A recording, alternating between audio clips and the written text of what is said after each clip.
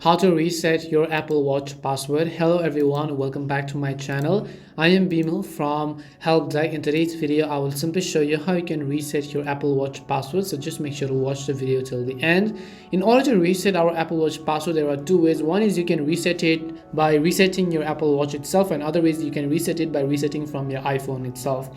So what you can do is, first of all, we will just simply learn how to reset it using our Apple Watch. You need to have a charger for this, so put your watch on its charger. Press and hold the side button until the power off message appears on your screen, and just press hard on the power off button right over here, and then you have to select the option called erase all content and settings, and after the process is completed, set up your watch again as if it were new. The second way to reset it is using your iPhone. Now with the Apple Watch nearby, start the Apple Watch app on your iPhone, then tap on general and then just tap on the reset option, and now you have to tap on erase Apple Watch content and settings and confirm that you want to do this.